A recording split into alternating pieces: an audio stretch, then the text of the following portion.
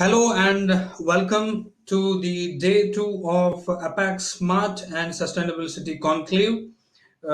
It's a 3 day virtual conclave being hosted by the Government of Kerala, Smart City Thiruvananthapuram Limited, and organized by APAC News Network. We had some interesting sessions in the day one, and in the day one inaugural session, we had Mr. Dr. Vishwas Mehta, Chief Secretary of Government of Kerala, and followed by several other speakers, smart city CEOs, commissioners, and smart city CEOs and commissioners from across the country. And even this morning, we had august presence of Mr. Durga Shankar Mishra, who's the Secretary for Ministry of Housing and Urban Affairs, Government of India, and a very interesting session on tourism, who connected from the state of Odisha, state of Gujarat, and the state of Kerala, of course, from Kerala, and also from the state of Madhya Pradesh. Now, let's go ahead with this session that would be focusing on smart, secure, safe, and connected cities, innovation, and best practices. We will be joined by speakers. Some of them join, and they will be continuing to join. So, join me in welcoming our special speaker from the state of Maharashtra, uh, a senior bureaucrat who is currently the Joint Commissioner and Director of Municipal Administration with the Government of Maharashtra, Sri Samir Unhelji. Thank you very much, sir, for joining us. And representing the industry, we have Mr. Industry, we have Mr. Nitin Jagannathan. He is the Chief Executive Officer with the Snell Energy Equipments Private Limited. Thank you, Mr. Nitin. Thanks for joining us once again. I would also request Ms. Pamela Satpathy, who is the Commissioner for Greater Warangal Municipal Corporation and also CEO for Warangal Smart City, Government of Telangana, who have joined us. Can we have her on screen? Yeah, Ms. Pamela, thank you very much for joining us. And we are also, Ms. Pamela, can you please put on your camera? So we are also joined by yet another young IAS officer who is the CEO of Cochin Smart Mission Limited in the state of Kerala. He is the 2013 batch IAS officer, Mr. Jafar Malik. Thank you very much, Mr. Jafar, for joining us. Yeah, thank you for welcoming. Sorry, I was little late, I think. Am I on time? Yeah, absolutely, you're on time.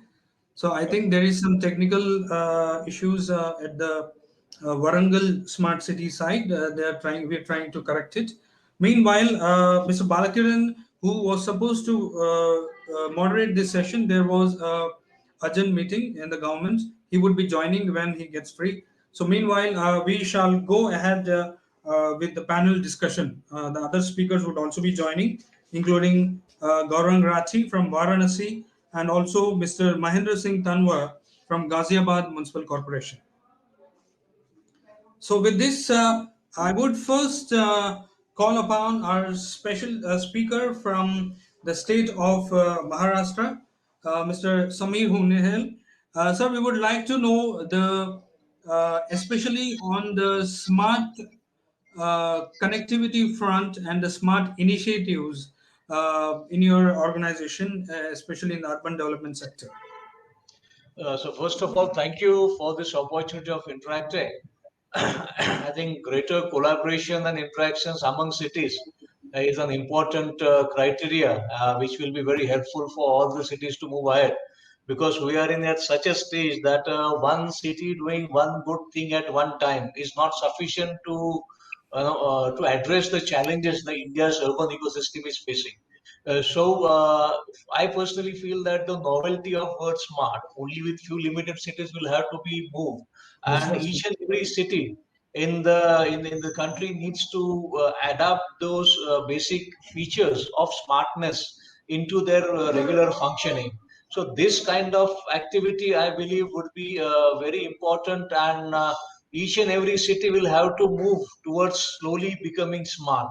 And even if you look at the broader global consensus that we have in form of the new urban agenda or the Paris Accord, the actions taken to be on climate change, on resilience, we do see a regular framework of a broader consensus that has emerged, and in fact giving us a direction as to how cities all over the world, it's just not Kerala or Maharashtra or India, but cities all over the world will have to adopt a particular framework by which we can slowly give its citizens reasonably well livable cities, and those cities which are adopting the modern technologies and addressing itself to the further challenges that we have. So I personally feel that this element of smartness need not be considered as something add-on or alien or a grafting that needs to be done, but a regular functioning of every city will have to take on those important features and give the citizens a good life, a good living, livable cities that each and every citizen of India would be deserving. So, I mean, Sudhirji, that would be my opening remark actually as to in the broader framework what exactly the smart cities would mean to the larger urban ecosystem of India. And as I keep on saying, the broader framework of smart cities, safe cities, resilient cities, those will, it's easy to speak on them, but the how of the activity is not getting more important. So how to make it happen in an urban ecosystem? Very often the cities are primarily looked after by the urban local bodies, but the municipal corporations. Very few cities in India do have a parallel network of maybe the development agencies, the improvement trust, and even the smart cities. So all these, in fact, there are also certain parastatals who are working either in water or maybe sewerage or maybe even electricity, and even in some cases the private sector is also very strong in this some of the cities of India. So we have a very broad spectrum of cities in various geographies, in various economic state, in various development, in various populations they have, and therefore therefore we will have to look at a particular strategy which will deal with that type of cities in various geographies. So will have to be some localization of technology. There will have to be some localization of circumstances which will require an appropriate response. So there cannot be a one single set of solutions which will be applicable to all, and therefore the broader word of smartness will have to be further localized. In that will be possible to interact with every individual cities. And I think this broader framework will be necessary to make the cities smart, make the cities safe, make them more and more connected. It might be the traffic, it might be mobility, it might be various civic services that a municipality is supposed to give. So instead of conflict between the various actors or stakeholders in the urban ecosystem, like the municipality, like the smart city, like the urban development agencies, like the improvement trust, like the parastatals, we will require to have more and more convergence and more and more cooperation between the various stakeholders in the cities. And of course, lastly, the citizens will have to be the focus. The poorest of the poor and the weakest of the weak of the cities will have to be prioritized for the services with the city or the smart city or the improvement trust will have to offer for that. So Sudhirji, these were my briefly opening remarks on this. So thank you for the opportunity. Thank you. Thank you very much, Samirji, for taking us through those initiatives and perception you have put forward. With this, I would like to call upon Mr. Jafar Malik. We would like to know that in your initial remarks from you, like what are the smart measures and for the sake it's been taken up by the Cochin Smart Mission Limited, and also about the safety and security of the citizens. Yeah, good afternoon, everyone. Thank you, Mr. Sudhir, for calling me up. Before I come to the topic, I'd like to congratulate APSC and Trivandrum Smart City for taking this initiative of having a conclave. As the earlier esteemed speaker said, different smart cities are working in different capacities, different projects. But unless we have a platform where we can learn from each other, or where we can showcase our project to other smart cities, and they also take it forward in their respective cities. Unless we have that kind of mechanism, this concept of smart cities or concept of having a urban kind of revolution will not happen. So these kind of conclaves will always motivate us. Will see the initiatives from other cities. Will see the project from other cities. What in our projects, what is going right, what is going wrong, how to learn from other cities. So like first of all, my congratulations for arranging this. Now coming to the subject given to me, so I'd like to start with few projects of Cochin Smart Mission Limited. As we know, Cochin Smart City has been selected in round 1, and many of our projects, like almost all of our projects, are on ground now. And the main projects which are matching with our theme, which is smart, safe, and connected cities. So we have three different projects of smart solutions for smart cities. Out of which, first is integrated command control center, which I think most of the cities are having now. Those cities who are not having, they are planning to do it in coming days. Another project is ITMS, which is called Integrated Traffic Management System, which also I think some of the cities have already replicated. And one more project is ICSS, which is called Intelligent City Surveillance System. So I would talk about these integration of these three projects. Actually, we have started these as three different projects, but the final aim is to integrate the data coming from these three projects into a single command control center and analyze that data and plan our city policies according to that data. So our integrated command control center, it is already it is already implemented and already inaugurated, and it has been like getting the data. It is already started. ITMS also, you can say 85% of commissioning has already been done. We started getting actual data from different signals, and ICSS, it is in the process now. But after implementing these, what I understood is that now when we have all these data flowing to our control room, so we will have a kind of integrated approach towards different problems of city. Like IC4 integrated command control center, when we see, it has multiple data coming. It might be having details of means damaged roads. It might be having details of water problems. Might be having details of at different point of time, different problems in the city.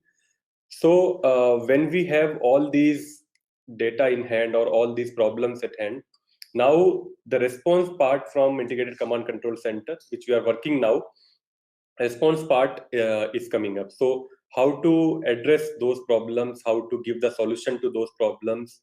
And integrated command control center, as we all know, it's a platform where multiple departments of the city or multiple response persons of the city will sit together and take a decision in a kind of difficult situation or war situation, or in a kind of situation where we need to respond immediately, like flood or like a kind of large law and order problems. So all these problems will be addressed by the integrated command control center in a minimum time. So these three projects, like these are integrated projects, but implemented in a different project. But final aim is to bring all these outcome of all these projects into a single control center and give the response. So fortunately, Kochi has been Kochi is implementing all these projects, and all two projects which are almost completed, and one other project which will be completed by April end. So with these three projects, we'll be having a kind of centralized approach towards different problems of Kochi city. Another part which I would like to touch upon in the beginning itself is it says innovation also. So when we talk about innovative measures, Smart City Mission itself has given us lot of areas where we can try our innovative approach, especially the projects which were not touched so far, or which are not taken by any cities so far. So many of the projects which we see when we see the list of different cities they are implementing, many projects we found that those projects are totally new. But as my like the speaker before me spoke, every city has different challenges, different kind of environment, different kind of capabilities available. So it's not that what Warangal is doing or what Trivandrum is doing will be as it is replicated to Kochi. We need to have that city-based changes on that. So as an innovative approach, Kochi has been implementing a project called eHealth.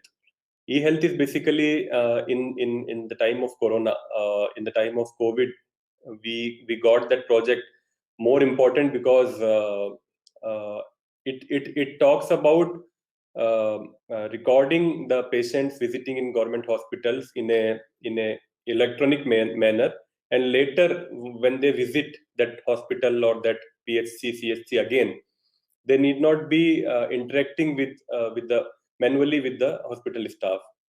Their electronic data will be available in the system, and with their unique ID only they can, like, end time they can approach the hospitals and consult with them. So eHealth, it's a statewide project, but in Kochi city, Smart City has taken that project, and I'm happy to say that in the city hospital, which is a government hospital at Ernakulam, we've already implemented that, and it is being used now. So under cities scheme of a ministry, we have again applied for replicating the same into 18 different organizations, 18 different institutions of health department, and Apex body has already cleared that proposal. So we'll be replicating in 18 more institutions in Kochi city. So that will be a kind of, we can say, in data mechanism, or in keeping the details of people visiting government hospitals. Generally, private hospitals have those kind of facilities, especially super specialty hospitals, multi-specialty hospitals are doing that. But doing that at the level of community health center and family health center is something which will give us very good result in coming time. So that is one area of innovation where Kochi has tried, and we hope that the project will take up statewide, and in all over Kerala we could replicate, not Kochi Smart Mission, but health department directly will replicate the project into in all over Kochi, all over Kerala.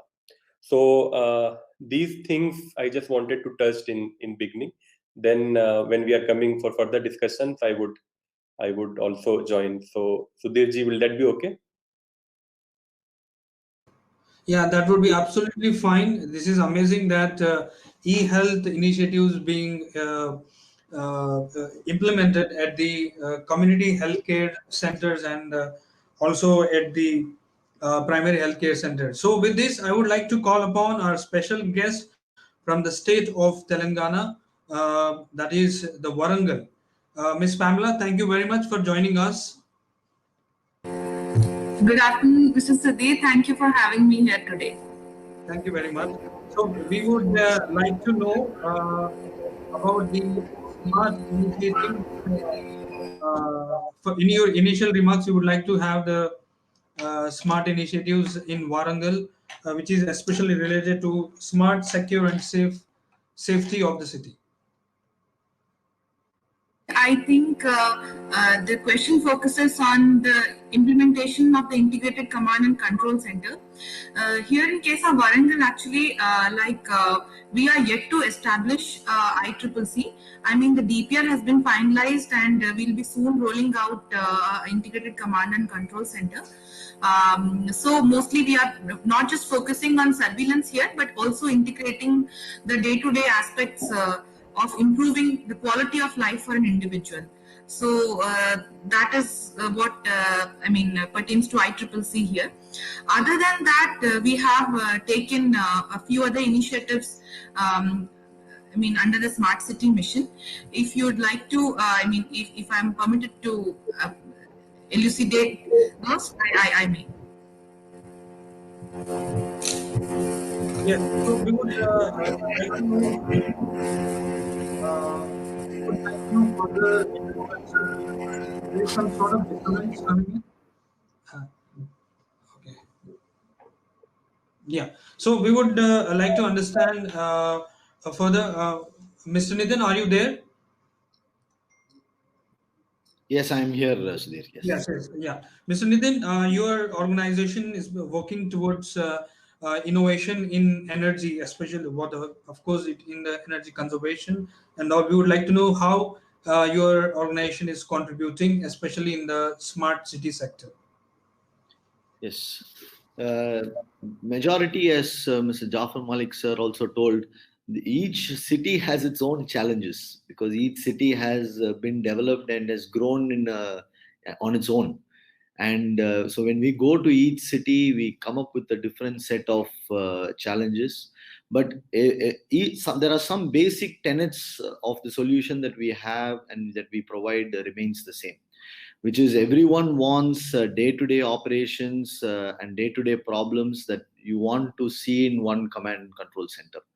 So from that aspect, we started off as because we started off as a street lighting company. Our entire focus was on street lighting for nearly 5-6 years. And from then on, we moved to other aspects of smart city applications. And that is when we started realizing that in smart city, it's not only in any city, we need to not only monitor just the lighting aspects, but finally the delivery of lighting. So initially when we started with lighting, it was only about switching on and switching off. But today in smart cities, we are doing from each individual lamp, we are able to monitor. We dim the lamps when it is not required. We brighten the lamps when people are walking by. So all these solutions, each city, when we go, it's a lot of innovation. And we are working with multiple agencies. We're working with multiple vendors. Competitors themselves, we are coming together in one platform. That's something completely new in the last 2-3 years. Our own competitors, we are working together in the same project. So because of ICCC, we are bringing, so there's a lot of harmony that way in the industry also.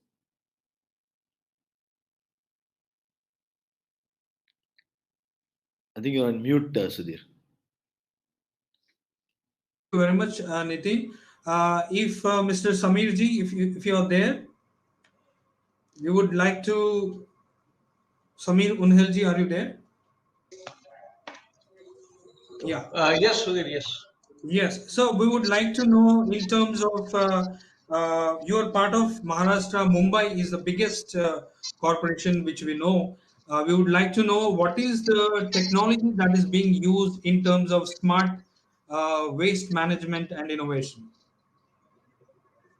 So I think the urban ecosystem of Maharashtra comprises of around 400 cities and towns and bigger cities. At my organization, we look more for the smaller cities because bigger cities can fend for themselves. They have sufficient funds, technology, glamour, and also attention to, and industry also follows them more strongly. I think as far as the broader framework of smart cities, I would like to just suggest 2 to 3 points in front of this audience. Mostly that technology is always there, and the challenge is never the technology. The challenge is where to use it, and having a prioritization that, and more importantly, it cannot be a technocrat or bureaucrat-driven activity. Very often there is a temptation to drive out certain plans because some technocrat feels and bureaucrats agrees with that. City is not only them. City is essentially the citizens and the various stakeholders, and most importantly the political leadership and the community leadership that's there.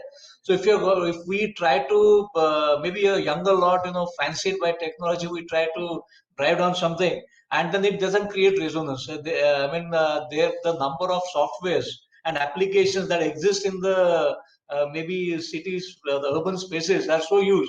Probably it is more than the population, but still it is not getting used.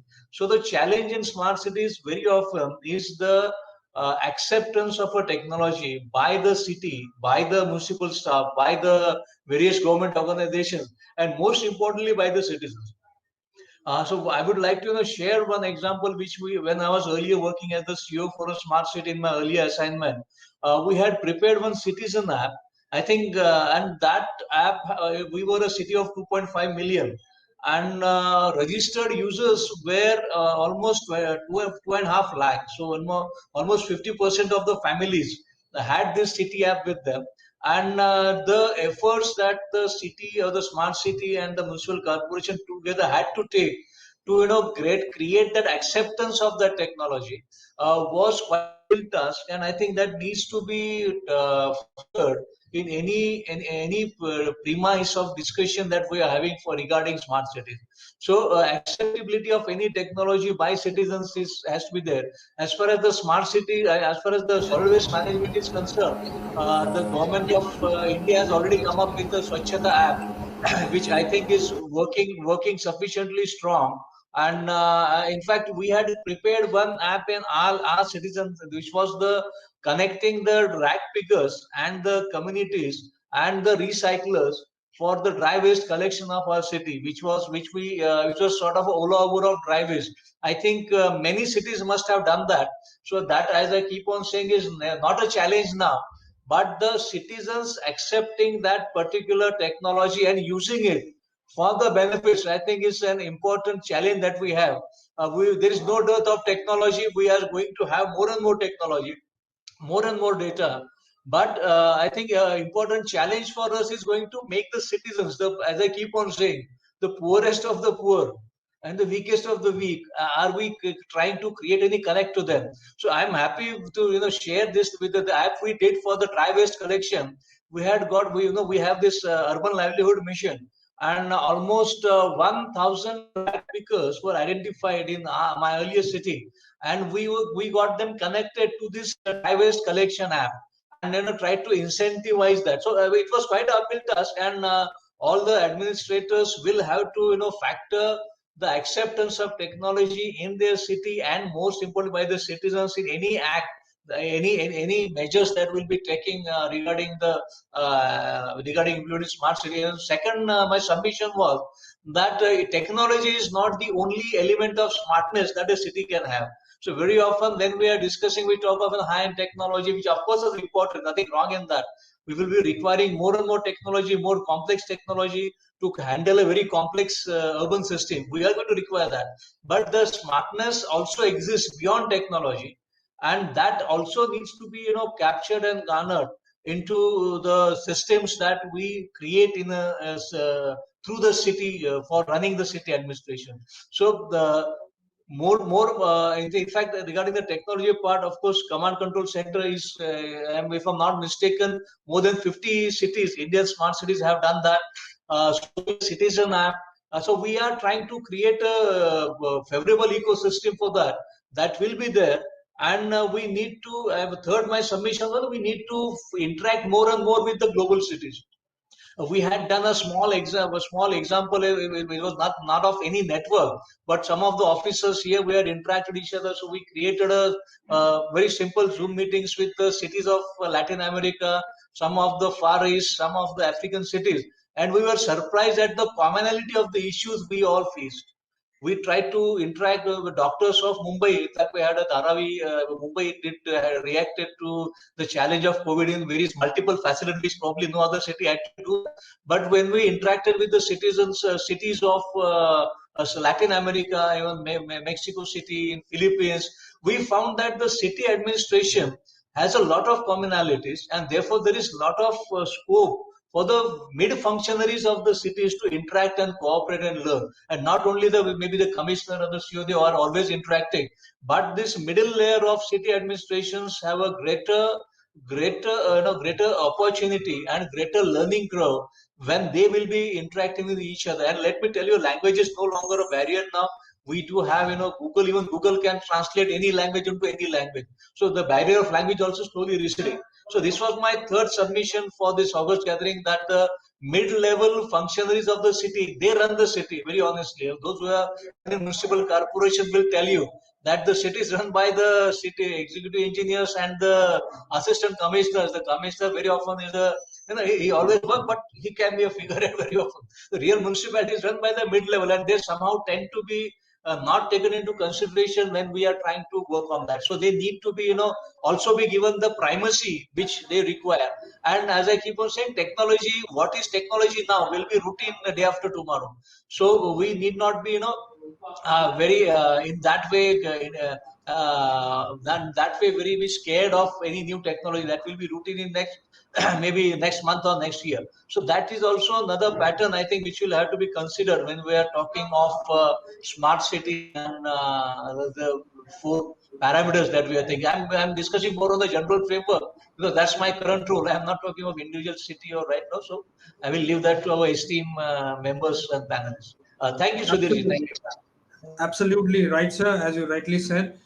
With this, I would like to come to Mr. Jafar Malik. To my understanding, the Honorable Prime Minister would be inaugurating or launching some of the projects of Kochi, maybe in some days, if I'm not wrong. Would you like to mention about that to us? Yeah, we have not got any confirmation from Honorable Prime Minister. He recently came to Kochi and inaugurated some of the projects from Trivandrum and Amrit projects also. But Kochi, since our projects are not a very big project cost which we have proposed now, so I doubt that we get Prime Minister's time. But yeah, but those projects are mainly focusing on, even if those are small projects, project cost wise, but I feel impact wise those projects are the bigger one, because those all projects are mainly developing open areas in the city. So we have different open areas in Kochi, like Marine Drive area and Vasco da Gama Square, and few parks. So we have, you can say, we have redeveloped those areas with new things. It's new things doesn't mean it's like putting new infrastructure there, but a little bit changing in the existing infrastructure and bringing more space for public, more space for recreational activities. So cost wise, if we see, all projects are not costing more than 7-8 crore, like multiple locations, you can say, some 7 to 8 locations. But impact wise, I think the feedback which we have got now from citizens also, impact wise those projects are very big project, you can say. Here, like before I come to the next point, I would I would say I fully agree with the insights of Mr. Samir, I think, if I'm not mistaking his name. Yes, Mr. Samir Unhel. Yeah, he has given very good insights about having multiple technologies, apps available in the city. And challenge would be when we bring one more technology and one more application of in the name of providing one more option to citizen, but we never think about integrating or like bringing the past experiences into the new picture. Like every time when he rightly said that when a new officer comes, before the officer gets into that picture, so in that vacuum, I think our middle level and lower level staff will be the one who are running the show. So if all the officers try to introduce something new, there will not be any connectivity between the past and present. So that is the reason every time when we come, we drop the earlier idea, start a new one, and we have multiple applications, multiple technologies, multiple platforms available in the city. Why I am giving this example is because same thing we have faced when we are implementing our IC4 and our citizen portal and grievance app connected to that IC4. So what is happening is that when we are approaching multiple departments or different departments for integration with our command control center, everybody is saying that we already have an app developed, it is working, Why do you want to integrate with your app? So every department, like water authority, will be having their own mobile app. KSCB, like electricity board, will be having their own. Municipal corporation would be having their own. Municipal corporation, when we talk, because what I found is this smart city structure is different in different cities. So Kochi, what we have is our SPV is totally out of the corporation. Like it's a kind of because other cities, I think SPVs are part of corporation in some cities. Even in some cities, I think SPV CEO is the corporation commissioner also. So, but Kochi, we have a different scenario that we interact with corporation, but both are two different organizations. So there are some positives, there are some negatives of that. But so corporation is having their own mobile app. So every department are having, and then when we come for integration, they'll tell the difficulties of integrating it with our platform. So it is very difficult when in a single city we have some 10 to 20 different mobile, because for us it is just launching a new application or new platform, but for citizen it is one more platform. So they'll always be seeing it that when earlier one was working, why do you want to introduce a new one? Every time they'll have to see, and then there will not be any continuity also. After some time, again that will stop working. Again we will think about, like Mr. Samir rightly said, today what is new, tomorrow it might be old. So again tomorrow we'll think about a new technology, saying that is more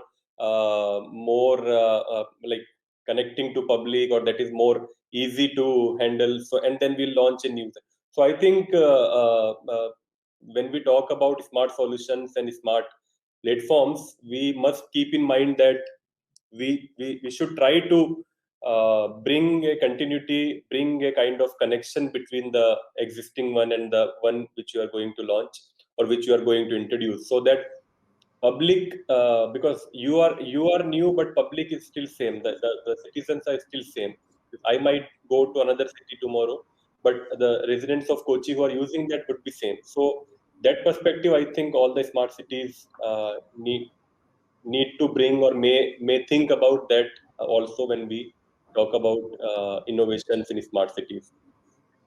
I think that much. Like I would like to introduce. I like to tell one more thing when we talk about innovations. What we have started. It's not that I think many cities have already done that, but since we are in the implementation, I just want to mention it here that there is a scheme of introducing smart water meters also, because we have a Kochi city.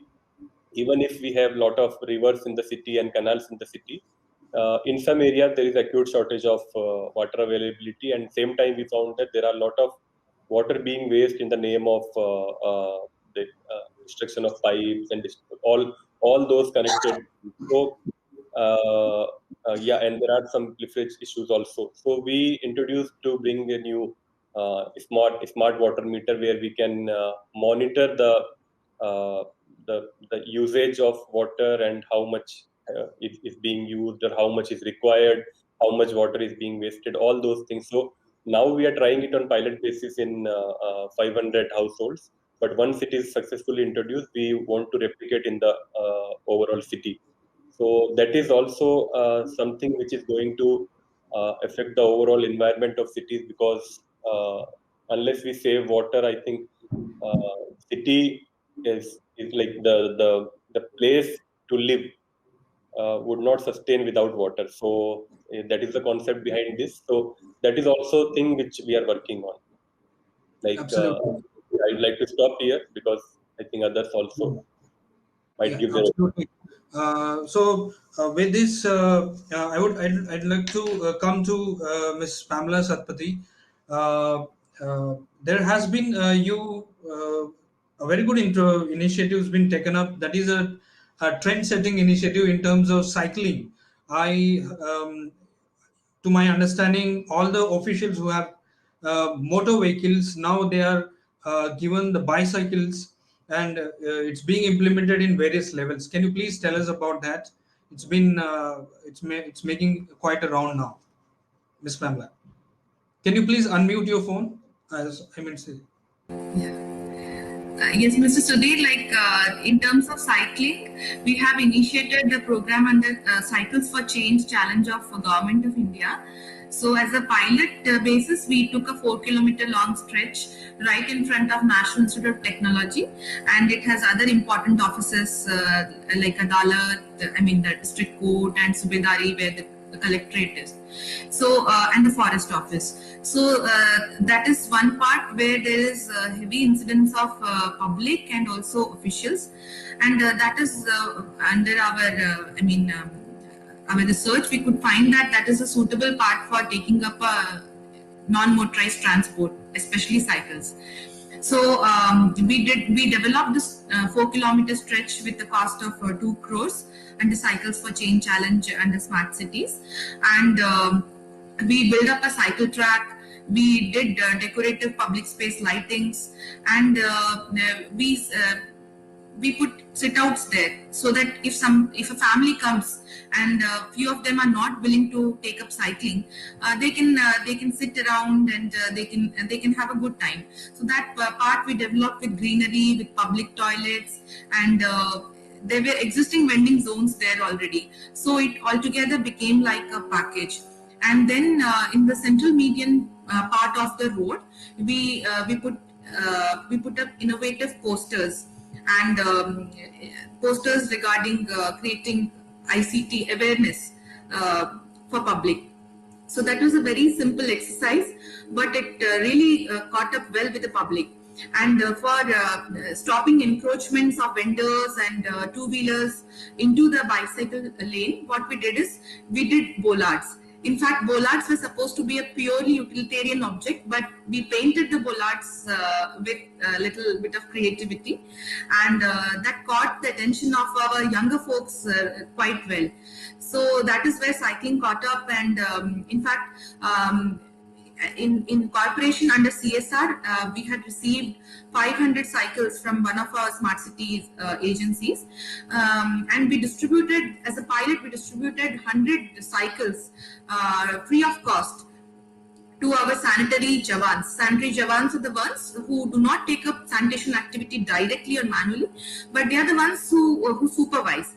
So generally they do so on their two-wheelers, and we reimburse them with petrol coupons. But it's been 2 months now that we have stopped the petrol coupons, and they are doing quite well with the cycles, and the sanitation has really improved because the ground connectivity and the field presence has really improved. So 100 people of office of a corporation taking up cycling on a daily basis, establishes cycle as an authentic mode of transport, and not just for health, but also for, as a way of life. So other than that, we have monthly council meetings in our municipal corporation. So a few of our public representatives like Honorable MLAs also came to council in cycle. So that also created that also became like a trendsetter. And we have had cycle rallies and events and workshops trying to promote cycling as a way of life. In fact, what we try to push here is cycling is not just for health. If we say it's for health, we'll end up having immovable cycle, just like treadmill inside our homes, and end up cycling there. We are trying to say that cycling is a mode of transport as well, and it is for all genders, for all age groups, for all socio-economic classes.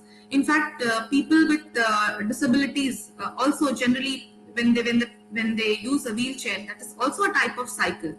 So people on the lower margins of the economic they also use cycles. So, and people who want a healthy lifestyle, they can afford a four-wheeler, but they want a healthy lifestyle and time does not permit them to go for exclusive workouts, can also use cycles. So that is where we have tried to bring all sectors of demographic spectrum into the picture, and to promote cycling as a way of life. And now this since this 4-kilometer has been hugely successful, we are trying to scale it up into 15 other smart roads, which we are doing under the mobility part of the smart city. It will in total span across around 54 kilometers. And I think once the whole thing is complete, this will definitely be established as authentic non-motorized transport in Warangal. Wonderful. Glad to know that it's being slowly. This trend has been taken up, and it's become also a fashion statement. Now I come to Mr. Nitin. Mr. Nitin, you and your team have been working with several smart cities since you are into the energy and the smart technologies. We would like to know how has been the role of renewable energy in not just smart cities but further sustainable urban development. Uh, since yours is an energy company, can you tell us about that? Not just solar, if there are any other renewable energy resources that are being integrated. Can you please throw some light on that? Yes, I'm not an expert on energy anymore. We used to be an energy service and energy saving company some time back, where we used to save energy for in street lighting. But in the industries, I think there have been several measures that have been taken, primarily solar. But you have ruled that out. Yeah, In please addition mention to that, about the solar. Yeah. yeah, in addition to, so like a lot of the cities have taken rooftop solar as a very big initiative to also push a lot of, and seeing the government buildings having rooftop. A lot of the private companies, including our facilities, have all been, we have put the rooftop solar. uh, that is one key initiative. In addition to that, in waste management, waste to energy is also caught up a lot of traction. In addition to that, people are now looking at more ways to save energy, not only as renewable energy to sustain, but a way to save energy, save water, to ensure how we can make our cities more sustainable. And that has really caught the eye. And most people, we are trying to have the cities are working with limited funds, limited resources, and to work their ways around it. They have really gone ahead to save a lot more than what they are able to generate. And that has really given traction. And one way that I had earlier highlighted in the presentation also is where we created the data highway, where we made one common network owned by the municipality itself, to ensure that they can you know uh, m- measure or monitor the garbage collection, and therefore be able to cut down on their petrol and diesel requirements.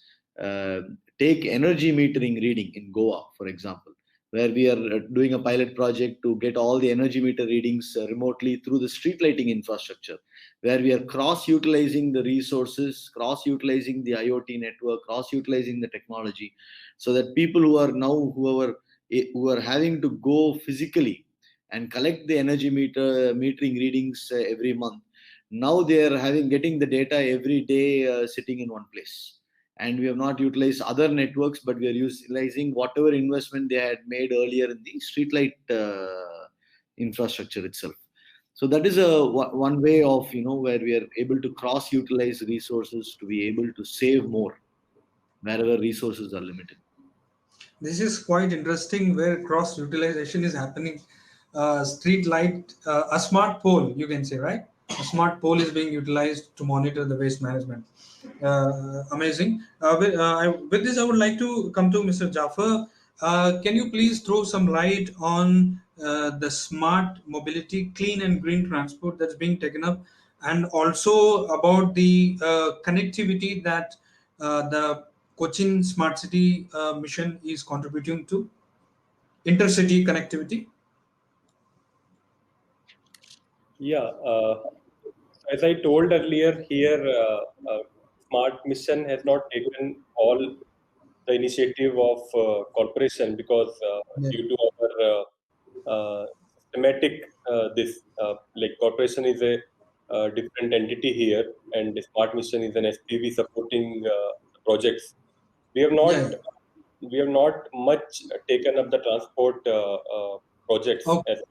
but as far as our connectivity is concerned, within city connectivity, we have a project of developing smart road and other access roads. So total with a length of I think around 12 kilometer in different 6 different wards, we are developing smart roads. And the main advantage of having these smart roads within the city is that it would not only like bring the city into a beautiful city, because we won't have that all kind of poles here and there, and then cables lying on poles, and then every time when we have a kind of maybe a pipe broken, or maybe any kind of cable damage, so every time they'll remove that road, they'll dig that road. And all cities, I think almost all cities having those kind of problem. But after having smart roads in those areas, we won't be having that kind of problems again. Like we need not dig a road for all these problems of water pipeline burst, or maybe cable damage. We can, because we are placing that drainage and ducting separately, underground, so that in future we can operate in that manner. So a smart road is something which is like which is a good concept of keeping the city clean, keeping the city beautiful, keeping the city more you can say more uh, uh, towards the public, because unless it is giving some benefit to public, it doesn't look like a public oriented scheme. So smart road are giving very good results, because we have already completed one full smart road, and a good work on other smart road also. We are targeting to complete all the smart road work by this coming April, so that our one project will complete. Connecting to the smart road itself, we have on these roads, like Nitin told, we are changing the electric infrastructure totally. We are putting new beautiful street lights, new beautiful poles on the smart road and other roads also, so that the overall beautification can be maintained. So these two things we are doing in urban mobility area, but we have with the help of corporation and with the help of other transport authorities, we are planning some initiatives in non-motorized transport also. Like recently with the like Kochi Metro, we had conducted this cyclothon, and we are bringing, like we are awareing, like telling people to use more public transport and the transports like cycle and electric vehicles. So now there is some kind of awareness generated towards cycle and towards pedestrian areas also in Kochi city. So with that, with those kind of initiatives, I think we can say that Kochi city is towards like coming towards the applying non-motorized vehicle, non-motorized options into the city transport system. To know about this open space corridor linking work that's going on, which is mainly to renovate the interlink walkway corridor from the project that's being taken up by Kochi Yeah, City. yeah, that's the project which I had mentioned earlier. We have a beautiful site called Marine Drive Walkway. So that is like waterfront area where a lot of people come in the evening and mornings to have walk, have all kind of activities like meditation, yoga, and those. So it was not in very good condition earlier, because one reason was that it was not maintained by anybody. It attracts a lot of people, but then being in some other government departments, and it was not maintained properly. And finally, High Court of Kerala had to intervene, and they had given a direction to authorities to do it. Since Smart City was initiating that time, we had taken up that project as a initial project of Smart City, and now so that is a walkway of around 5 kilometers. So we have already completed the work for 2.5 kilometers, and the remaining one we are going to complete soon. So that walkway work, what we have done is we have not only developed the walkway, but some kind of open space activities like a small open gym, then kids play area, yoga place, meditation place, all those things also we have included. So that project has come very well. In fact, what I mentioned earlier, that we had proposed that also for inauguration from Honorable Prime Minister. So that is also one of the project which we can say high impact project of Kochi city. Thank you, Mr. Jafar. Now I come to Mr. Samir Unhel. Are you there? Mr. Samir, we would like to know, if I'm not wrong, Municipal Administration Department under the Municipal Administration, several municipalities come under you, on your department. And we would like to know, especially in terms of sustainable development and eco-friendly initiatives in these municipalities being taken up. I will be happy to share one thing which we had tried in the earlier role which I was into, that we tried to prepare the first SDG framework for cities. We had an MOU with the United Nations Global Compact, and they had prepared a framework as to how a SDG could be localized in a municipal or a smart city setup. Because as you know, it's a larger goal of 17 goals and 169 targets. And then how to make it operational in a city is indeed a challenge. The how of the part is, of course, very important.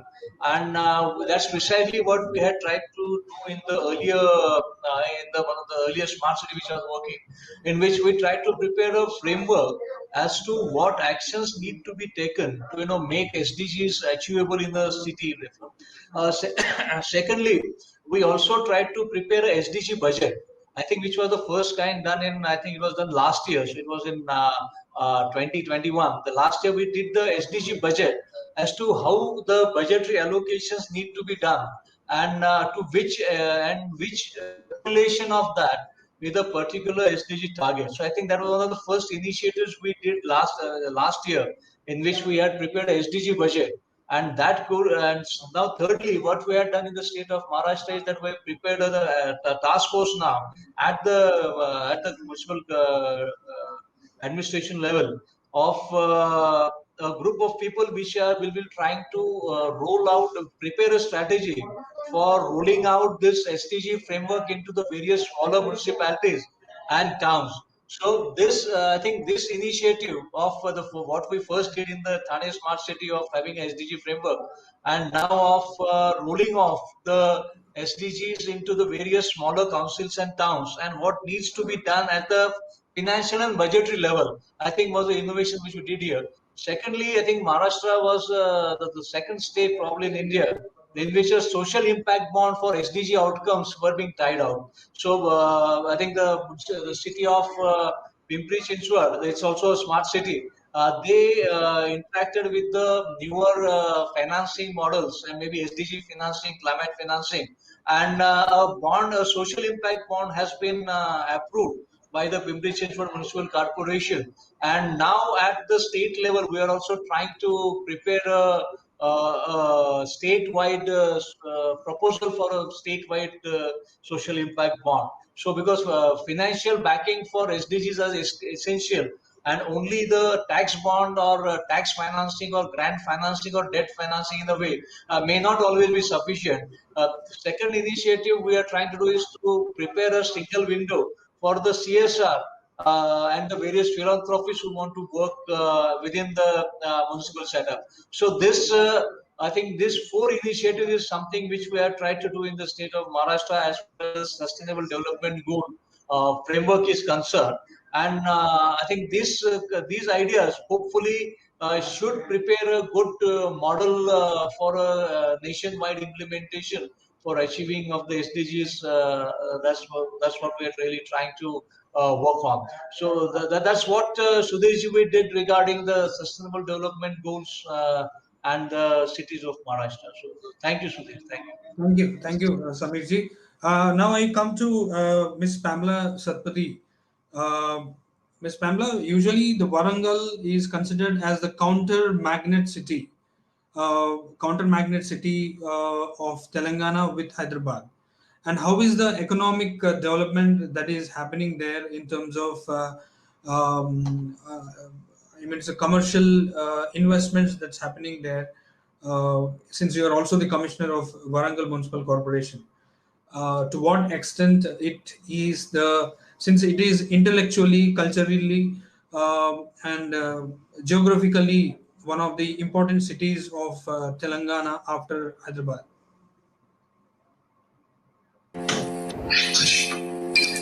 Actually, here Warangal is the second biggest city for the state of Telangana. So, while most of the IT used to happen in Hyderabad, right now the IT sector is also catching up quite well in Warangal. I mean, the IT sector is located in Madikonda, which is right next to the highway. So many new companies like Cyan, which are also emerging in the IT sector, have had set up offices here. Other than that, we have, historically we have had good educational institutions like the Kakatiya University, and we have two big medical colleges like the Kakatiya Medical College and the MGM Teaching Hospital, and we have the National Institute of Technology. So, I mean, it is not just like industrially, but it's also a very, heavy zone in terms of your academics and educational sector.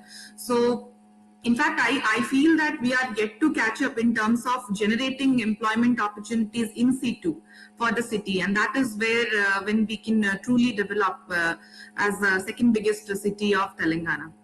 In fact, talking about improving our economic aspect, generally always we used to have a very optimistic budget. Like we used to prepare optimistic budget expecting grants or certain kind of income. But this year we came down, we brought down a budget to a very, very realistic one. But what we did is we tried to, with the instructions of our state government, we tried to look forward to opportunities as municipal bonds. So we have got ourselves rated, and we'll be investing in municipal bonds shortly. That's wonderful, Miss Pamela. So with this, now I come to a last question for this session. I would come to Mr. Jaffer. I have been in Trivandrum, Mr. Jaffer, and what I understand is Kochi and Trivandrum, there is a kind of in Trivandrum there is a kind of laid back growth, and whereas Kochi is considered as a commercial capital of Kerala. So how has been the growth and in terms of housing as well, and also the commercial activity? Yeah, Kochi, in fact, if you ask me, because I stayed in both the cities, Trivandrum is a kind of, you can say, very slow city, heritage city, and like we just tell for fun that is a city which closes after 8 p.m. You don't find much people in Trivandrum after 8 o'clock. Absolutely right. A traditional city where you find a lot of, but Kochi as a totally opposite, as you told, it's a economic capital of Kerala. It is attracting lot of investment. Reason for that is that one, we have the full info park here, which is attracting a lot of. Trivandrum also is having techno park, but that was started after info park. So traditionally, Kochi is attracting all kind of investment, not only in IT sector but in other sectors also. Second thing, we have in Kochi multiple organizations of central government also. Like you can name any organization. We have Cochin Shipyard, we have Cochin Port Trust, we have Navy headquarter, we have Air Force, not Air Force, we have Coast Guard headquarter, we have CISF headquarters. So major central government southern headquarters, southern commands are in Kochi. Also, other than these two, like IT and government organizations, we have many like headquarter of many private companies also in Kochi, either headquarter or their southern branch. Especially all banks are having their southern branch situated in Kochi. After Chennai, I think it is the city which is having most headquarters of different banks and different private sector organizations. So with these reasons, I think it is attracting a lot of investment. After Corona, there is a kind of, which every city is facing, there is a kind of slowness in investment, and so city is gearing up to again come to the earlier level. But since our private sector companies are still working from home and not working physically, so the info park and all are yet to open. But still, I think I must say that since we are talking in exactly after 1 year of COVID, last February only it started, I think February end. But in this 1 year, apart from initial 5 to 6 months, the city has really picked up well, especially in the terms of again going back to the pre-COVID scenario. In terms of employment, in terms of investment. Now again we have a lot of big conclaves coming up in Kochi, big programs coming up in Kochi, and all kind of meets which are coming up in Kochi. So the reason of like having that importance in Kochi, like of Kochi in Kerala's economy, is that traditionally also the city has been a kind of center of all trade. You must be knowing, if you have read in history. Once I think in the time of ancient times, it was a major port in that link of India China this business also. Not only India China, I think the West Asia also, it was a connecting. So that is why we call it a Queen of Arabian Sea. So with all these reasons, I think it is maintaining its importance now also, and various kind of investment it is attracting towards the city. Thank you very much, Mr. Jaffer, for sharing us those insights. And with these, I would like to call upon all the speakers. Mr. Samir Unhelji, who is a Joint Commissioner with the Urban Development Department, Government of Maharashtra, and Ms. Pamela Satpathy, the Commissioner for Greater Warangal Municipal Corporation, and also the CEO for Greater Warangal Smart City, and also Mr. Nitin from the Snell Energy Equipment Limited. With this, we come to end of this session. After this, we have some good presentation by the Bhopal Smart City Limited, and also from the Housing and Urban Development Corporation of Government of India. So with this, we would like to thank all of you.